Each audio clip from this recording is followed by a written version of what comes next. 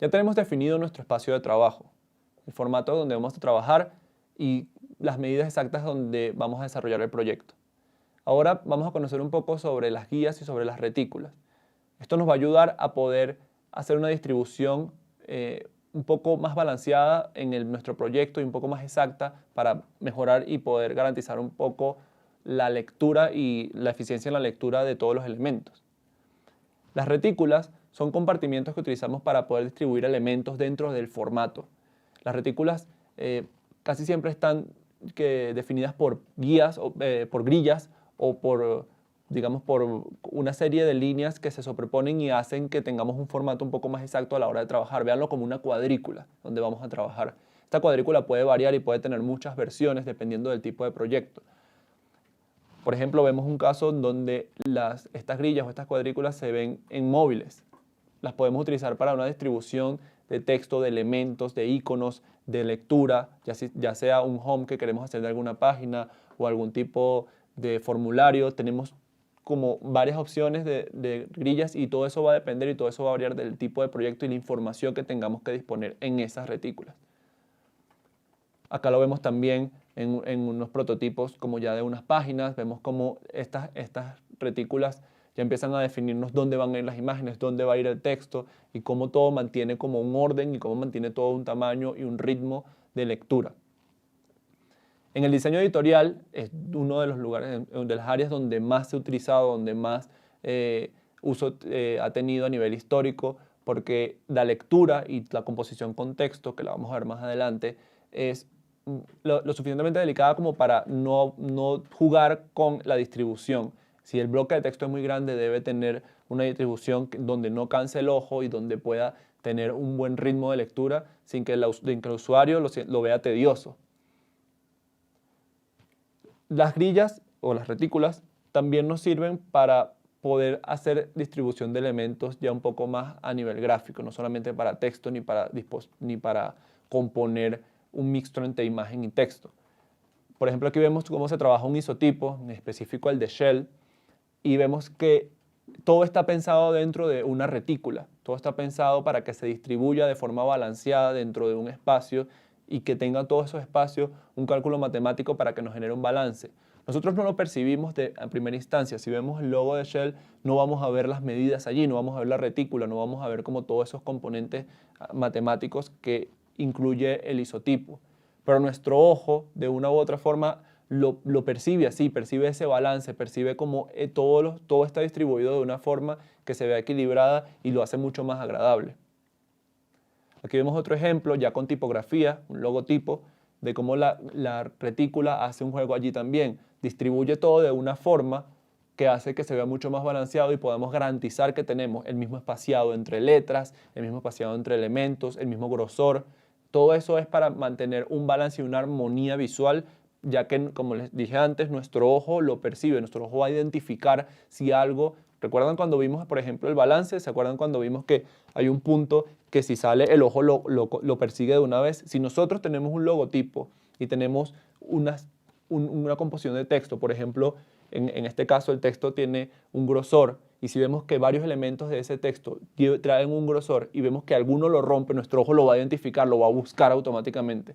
Entonces, con la grilla garantizamos de que todo esto tenga un balance. Hablemos un poco de las guías. Con las guías podemos garantizar también esta distribución. Podemos hacer que algo casi tan parecido como la alineación se garantice, pero ahora dentro de nuestro formato. Vamos a garantizar de que algo no salga de cierto lugar y con eso lo vamos a hacer con guías. Por ejemplo, vemos este póster de la película Moonlight y si lo ven bien, tenemos un texto en la parte inicial, en la parte superior, perdón, tenemos un título y tenemos un bloque de texto con toda la información abajo. Información de actor, de la productora y algunos logotipos. Entonces, ¿qué ocurre? Ahí el ojo automáticamente ve un balance, ve que tenemos una figura inicial y vemos que hay una armonía, tenemos una lectura que hace bastante agradable, además de un tratamiento de color y fotográfico. Pero realmente pensamos cuál es la guía, cuáles son las guías que tenemos allá adentro, que tenemos en ese formato. Es un formato póster, pero tenemos unas guías que nos delimitan hasta dónde va a llegar el texto, no va a llegar demasiado al borde. Tenemos unas guías que nos va a decir hasta dónde va a llegar el texto en la parte superior, no va a llegar demasiado arriba. Y tenemos unas guías que nos van a decir dónde va a ir el título y dónde va a ir la información gráfica, dónde va a ir la parte visual, la parte de la cara, en este caso. Y así veríamos las guías sin ninguno de los componentes anteriores. Se podría pensar que este es como un proceso que podemos hacer como ejercicio al final después de hacer un póster. Bueno, hicimos este póster y luego veamos cómo son las guías o cómo quedó. Y realmente esta es la primera fase donde hay que hacer esto. Si nosotros tenemos una idea, ya tenemos texto, ya tenemos ideado que vamos a utilizar una fotografía, bueno, va a ser la fotografía de un hombre, se van a ver sus 3 fases de la edad, se va a ver cuando era niño, se va a ver cuando era un adolescente y se va a ver cuando ya es adulto. Queremos que tenga estos colores, tenga unos tonos fríos. Ok, perfecto, pero definiendo eso, tenemos que empezar a trabajar con esta parte. Y allí podemos hacer unos ejercicios justo en la parte del boceto, ya unos ejercicios un poco más limpios para ver cómo nuestras guías y cómo nuestras retículas nos pueden ayudar a eso. Entonces, que sea lo más parecido a un póster. Vamos a hacer aquí rápido. Ustedes pueden tomarse un poco más de tiempo para hacerlo con un poco más de precisión. O podrían también hacer un buen ejercicio que les recomiendo es en algún programa de diseño pueden hacer un formato como este, un formato que tenga unas medidas específicas o que represente el espacio de trabajo, supongamos que es de un póster, llevarlo a escala a una hoja carta, repetirlo las veces que ustedes quieran, imprimirlo y así tienen como un espacio como establecido para poder hacer sus bocetos mucho más tranquilos. Entonces acá, por ejemplo, ustedes pueden, supongamos que esto tiene una medida de 5 centímetros, ustedes pueden decir que va a tener unas guías de cada lado de 5 milímetros. Y eso eso va a definir como un margen en la composición.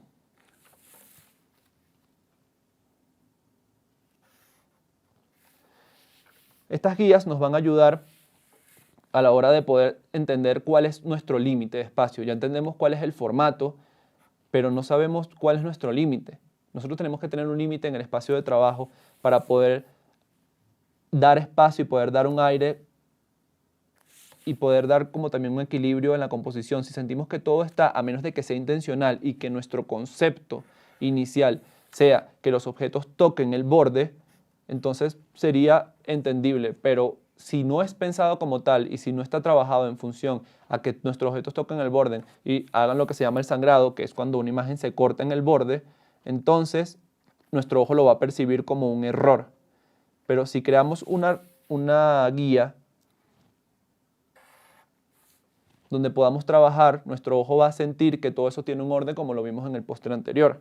Y una vez que tenemos esto, entonces podemos empezar a crear el trabajo de ubicar nuestros elementos gráficos. Supongamos que acá podemos hacer una guía más donde puede ir nuestro texto. Simulemos un poco el póster que vimos anteriormente, con boceto. Todo esto lo hacemos para que vean que con sus manos, con marcadores y un papel, todo esto es posible lograrlo. Entonces, tenemos esto acá y podemos empezar a crear el boceto con mucha más tranquilidad. Sabemos que aquí puede ir el rostro. Vamos con este marcador. Aquí puede ir el rostro, no necesitan hacer una ilustración demasiado detallada. Aquí en este caso podría ir el título. Podrían decir, bueno, quiero que mi título vaya acá. Aquí podría ir el bloque de texto. Y ustedes con estas guías podrían decir, y también quiero que este espacio esté delimitado por un color o por un fondo.